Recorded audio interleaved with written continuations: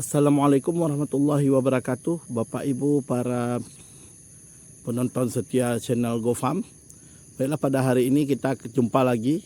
Kita mereview kondisi kebun singkong setelah dilakukan penyemprotan. Ini kalau Bapak Ibu perhatikan, ini rumput-rumput yang menguning ini kita semprot. Ini juga kita semprot di bawah-bawah pohon singkongnya, ini udah pada bermatian. Menguning ini kita semprot kira-kira seminggu yang lalu. Setelah kita lakukan penyemprotan, 2 hari kemudian atau sehari kemudian karena hujan, kita berikan pemupukan. Ini umur singkongnya sudah 4 bulan lebih, tepatnya 4 bulan 1 minggu atau menjelang 2 minggu. Jadi ini kemarin kita lakukan penyemprotan menggunakan herbisida kontak. Dia memang cepat matinya, responnya cepat, tapi menurut informasi, menurut pengalaman kami juga, bahwa dia pertumbuhannya lebih cepat, beda dengan herbisida yang sistemik. Kemudian kita kenapa menggunakan yang kontak, karena kita berdasarkan pengalaman dan cerita orang-orang yang berpengalaman bahwa menggunakan herbisida sistemik itu bisa menyebabkan gangguan pada tanaman singkong itu sendiri. Jadi kita putuskan kita gunakan herbisida kontak, dan kemudian kita lakukan pemupukan. Seperti cerita saya sebelumnya bahwa kita karena ada berapa sekitar hampir 1 hektar itu yang belum dirempel, dan kita lakukan perempelan.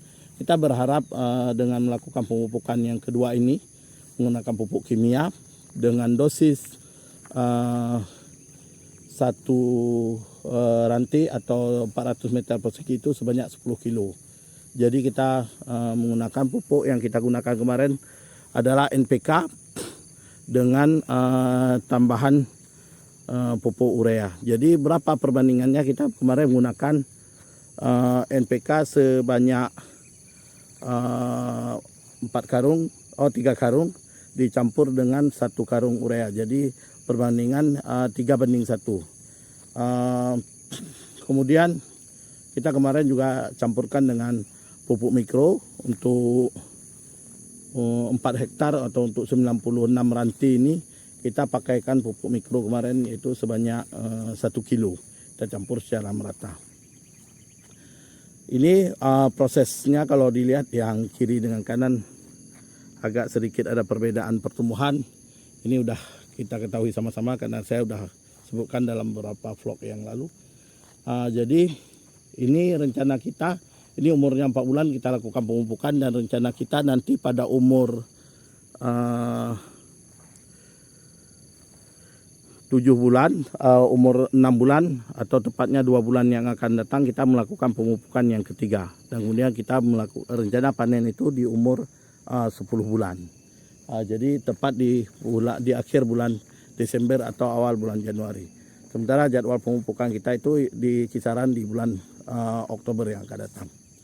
Jadi ini sekarang kan pada fase pertumbuhan generatif. Jadi yang kita harapkan dia bertumbuh adalah umbi. Maka kemarin kita menggunakan pupuk yang paling banyak adalah NPK, dengan harapan supaya terbentuk pembentukan umbinya.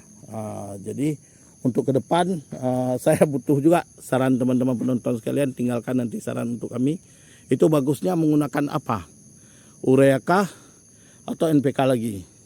Jadi kami ada beberapa saran sih. Ini karena mau panen bagusnya urea aja supaya dia menyerap air dan bobot buahnya berat nanti.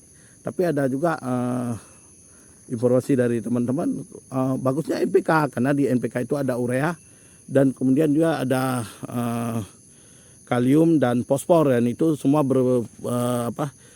sangat dibutuhkan untuk pembentukan buah atau umbi dan juga batang. Jadi ini yang menyebabkan saya kebingungan.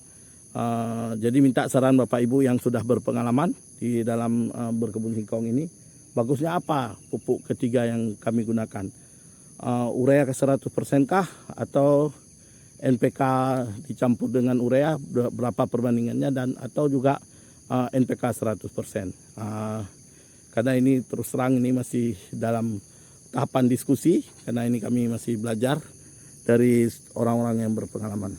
Ikuti terus video kita, nanti kita akan ambil juga gambar sedikit di kebun yang tanpa olah tanah. Inilah kondisi kebun yang kita tanpa olah tanah kemarin. Dan saya memang masih senang aja kalau ke bagian sini, karena memang ternyata ubi ini luar biasa. Dia memang bisa tumbuh di medan yang bagaimanapun. Maka saya selalu teringat pepatah petuah orang tua dulu, jadilah seperti batang ubi, dilempar dimanapun dia bisa hidup dan mandiri lah. Jadi ini terus saya teringat.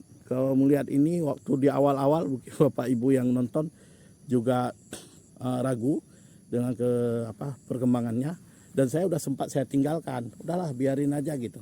Tapi alhamdulillah sekarang kalau kita lihat dia tumbuh sangat subur, alhamdulillah, karena ada hujan, kemudian kita udah pupuk dan kita udah melakukan penyemprotan gulma juga. Jadi ini kondisinya secara umum dia sudah tidak menunjukkan perbedaan yang nyata dengan ubi atau singkong yang kita olah tanah dengan traktor. Dan ini kalau kita lihat, ini ada sisi kebun kita yang lainnya. Ini waktu itu kita olah tanah, kemudian kita tanam. Tapi sejak sebelum dan setelah kita tanam, dia sampai dengan 2 bulan itu tidak mendapatkan hujan sama sekali. Dan sehingga pertumbuhannya sangat lambat. Ini kalau kita perhatikan ke pangkal tumbuhnya, itu tumbuhnya di pangkal paling bawah. Ini pucuk yang atasnya itu mati karena tumbuhnya paling bawah, karena dia kemarau kering. Jadi rata-rata seperti itu, tempat kekeringan dan pertumbuhannya lambat sekali. Namun setelah berumur ini hampir 4 bulan lah, 3,5 bulan lebih, 4 bulan kurang seminggu, pertumbuhannya sudah mulai membaik dan kita lihat dia sudah sangat bagus perkembangannya, dan kita berharap ini tidak berpengaruh pada produksi nanti. Memang niat kita pada akhirnya ini nanti akan kita panen lebih terlambat sesuai dengan urutan tanam, karena dia ditanam menyusul daripada yang lain. Ini sama juga kondisinya. Ini kemudian sempat kemarin itu saya nggak izinkan dirempel, udah nggak usah dirempel lah, karena ngelihat perkembangannya sangat lambat. Nanti kalau dirempel malah yang berkembang gulmanya. Saya pikir begitu, dan kemudian setelah 3 bulan lebih atau hampir 4 bulan ini baru dirempel. Jadi kalau Bapak Ibu perhatikan videonya sampai ke bawah, ini kalau ngelihat rempelannya ini udah bisa untuk bibit ini. Ini harusnya diambil untuk makanan kambing, tapi karena nggak diambil. Ini rempelannya. Ini di semua bawah batangnya ditumpuk ini rempelannya, karena memang waktu kita rempel tuh sudah sangat terlambat, karena di awal kita ragu untuk ngerempelnya, takut nanti malah permukaan tanah terbuka dan gulma yang berkembang pesat. Ini kita nggak rempel. Dalam prosesnya saya sempat liburan hampir 2 bulan itu, jadi nggak lihat pas saya datang, udah telat malah untuk dirempel. Tapi ya terus kita rempel. Ini kalau Bapak Ibu perhatikan, ini batangnya udah lebih tinggi, ini udah 3 meter lah menurut hitungan matematik, dan menurut perhitungan saya karena tinggi badan saya 2 meter, 1 meter 65, namun ini ya sekitar 2,5 meter atau 3 meter ini tingginya. Ini udah sangat tinggi batangnya. Jadi ini kita rempel menyusul. Ini yang tinggi-tinggi ini, yang besar-besar ini, yang di pinggir lorong, karena dia walaupun nggak dirempel kan matahari masih tetap cukup. Tapi kalau kita masuk ke bagian dalam, dengan dia lebih rendah dan batangnya lebih kecil, karena memang matahari mungkin tidak sampai ke tempat dia. Terhambatlah untuk dia mengakses matahari. Jadi ini gambarannya. Ikuti terus video-video kita. Nanti akan kita upload perkembangannya dari waktu ke waktu. Jadi demikian dulu. Semoga ada manfaatnya. Saya akhiri. Assalamualaikum warahmatullahi wabarakatuh.